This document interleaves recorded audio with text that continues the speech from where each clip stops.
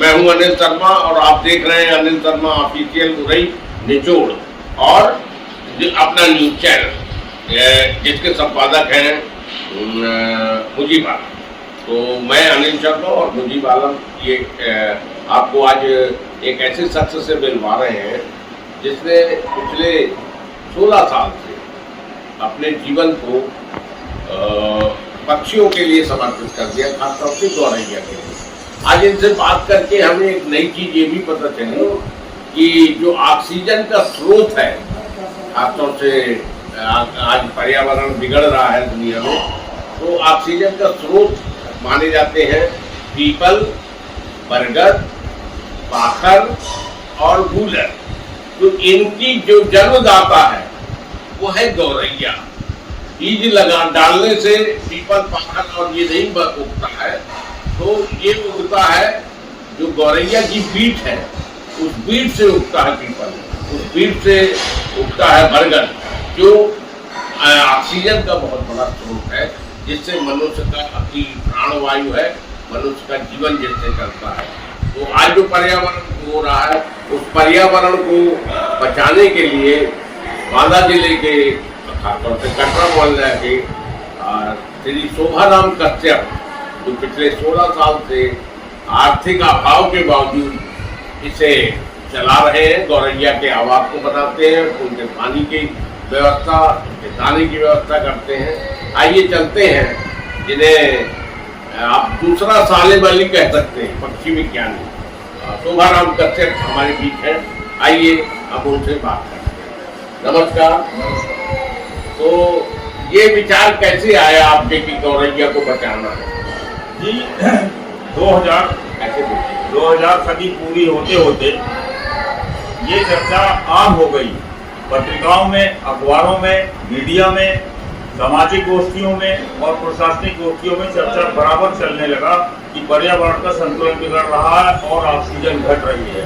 पेड़ पौधे जरूरत से ज्यादा काटे जा चुके और जो कारक थे ऑक्सीजन पैदा करने के वो घट गए। तो वहाँ पर एक बारिश में गोष्ठी हुई, वहाँ पर सारे लोगों को वहाँ के तत्कालीन अधिकारियों ने संकल्प दिलाया कि पर्यावरण बचाया जाए। तो हमने भी, मैं भी मौजूद था, मैंने हाथ उठा दिया और फिर ये विचार किया इस मीटिंग के आने के बाद कि कैसे बचेगा पर्यावरण, कैसे ऑक्सीजन बढ़ेगी।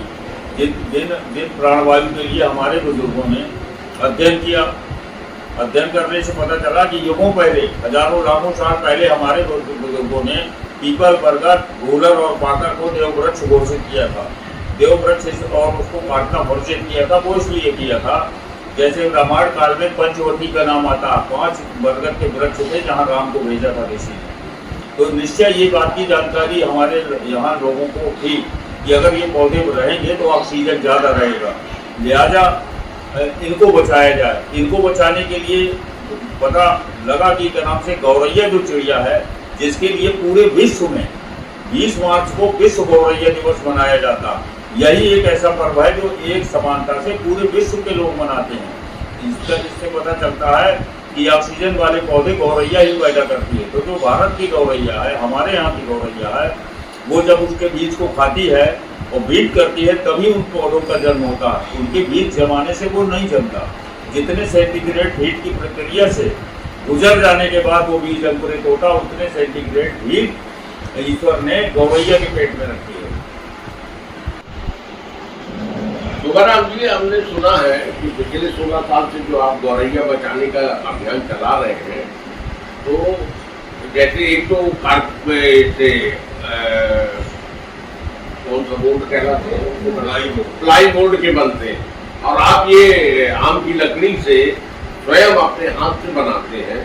तो जबकि आपकी आर्थिक स्थिति उतनी अच्छी नहीं है, तो इसमें कुल कितना खर्च आ जाता होगा? ये आम की लकड़ी, जामुन की लकड़ी, मजबूत लकड़ियों का, मोटी लकड़ियों का बनाया जाता है। ये लंबे समय तक के लिए है। ये चिड़िया का आवास है और जिस ढंग से ये बना है, इसमें गौरैया अपना घोंसला रखती है। इसमें दाना डाल दिया जाता है और एक ये पानी का पात्र भी, साथ में 2 पात्र लगा दिए जाते हैं। ये मिट्टी का पात्र है, इसमें पानी गर्म नहीं होता। तो इसको बनाने में, और एक दाने का पैकेट है, लगभग 1.5 पाव आधा किलो दाना एक बार में एक आदमी जिसके यहाँ लगाते हैं उसको इतना आइटम दे देते हैं, ये लगवा देते हैं। तो इसका लगभग 450 रुपये खर्चा। तो समाज से कैसा सहयोग मिलता है, प्रशासन से और तमाम चीजों से? समाज के लोग धन्यवाद और बकत तो करते हैं, कुछ ही लोग हैं जो कभी कभार उनका जमीर जागता है तो पूछते हैं कि कैसे चल रहा है। तो से आपने 2 लोगों का जिक्र किया। और लोग कंटिन्यू हमारे मुद्दों में सहयोग करते हैं, अगर हमारा कुछ घटा तो वो 2 लोग कर देते हैं। कौन कौन? एक है अशोक दीक्षित, एडवोकेट, पूर्व अध्यक्ष रहे हैं, हमारे मित्र हैं। और एक है जामा मस्जिद के मुतवल्ली डॉक्टर शेख सऊदुज्जमा साहब। ये 2 लोग आपको? 2 लोग ये कंटिन्यू हमारे सहयोगी हैं। बाकी छात्र बहुत जुड़े हैं जो कभी कभी हमारे साथ गौरैया घोंसला लगाने चले जाते हैं। तो ये बताइए कि जैसे ये आपकी आर्थिक स्थिति उतनी तो अच्छी नहीं है, तो आप इसको कैसे मैनेज करते हैं? क्योंकि आपने 16 साल में करीब 15,000 से अधिक प्रशासनिक अधिकारी, कर्मचारी, समाज के विभिन्न वर्गों में आपने ये लगाए हैं घरों में, तो ये इसको कैसे मैनेज करते हैं? मैनेज जैसे करते हैं कि जैसे लकड़ी से निर्माण इसका होता है, तो इस समय 3-4 वर्षों से लगातार सिंचाई विभाग के लोग जो अधिकारी हैं, एक्सीएन है केन केनाल के अरविंद कुमार पांडे जी और भी अधिकारी हैं, वो लोग मुझे लकड़ी उपलब्ध करा देते हैं कभी कभी, जबकि ये लकड़ी फॉरेस्ट से मुझे मिलनी चाहिए, लेकिन वहाँ से नहीं मिल पाती। इसके 3-4 साल पहले संजय अग्रवाल यहाँ फॉरेस्ट अधिकारी थे, वो उपलब्ध करा देते थे, उसके बाद से नहीं हुआ, तो सिंचाई विभाग के लोग करा देते हैं।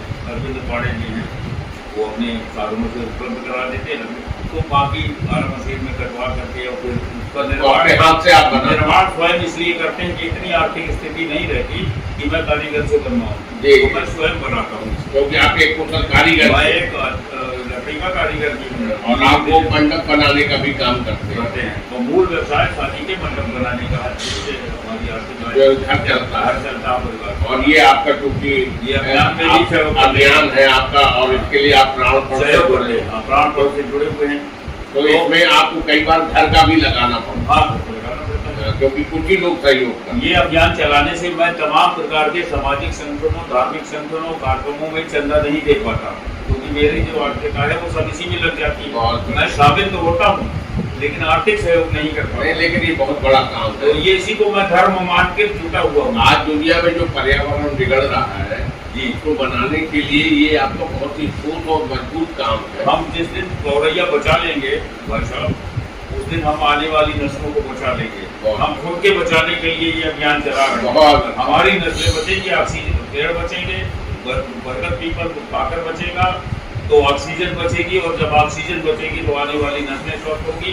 अभी तो ये गौरैया किस तरह से इसमें अपने को सुरक्षित महसूस करती है? क्योंकि ये जो घोंसला लकड़ी का है, इसमें हम दाने रख देते हैं, बगल में ये पानी का पात्र रख देते हैं। गौरैया आई, उसने पानी पिया, दाना खाया, अंदर गई और उसने देखा ये घर सुरक्षित है और यहाँ पर मैं रह सकती हूँ। इसमें जो पेंट है, इसमें एक ऐसी पत्ती मिली है, बुंदेलखंड में उसको मरुआ दोना कहते हैं। उसकी पत्ती इस पेंट में मिला देने से 5 वर्ष तक इसमें ये प्रभाव रहता है कि कोई जहरीला जीव उसके अंदर प्रवेश नहीं कर पाता। वो उसके लिए फायदेमंद है, उसके लिए सुरक्षित है। बच्चे रखते हैं, अंडे रखते हैं। जैसे वो अंडे बच्चे तो उसके लिए तो अलग से मुलायम सा बनाती होगी। चिड़िया हमेशा हर बार अपना चारा स्वयं लाती है, उसी घर के भीतर रखती है, जिसकी कई फोटो मैं आपको दूंगा। अपना चारा ला के रखेगी और उसमें विश्व पर्यावरण को बचाने के लिए, विश्व की नस्लों को बचाने के लिए जो आप काम कर रहे हैं, जी, उसके लिए अपने निचोड़ और अपना न्यूज चैनल की ओर से आपको बहुत बहुत धन्यवाद। आप इसी तरह समाज सेवा में लगे रहें, ऐसी हमारी शुभकामनाएं।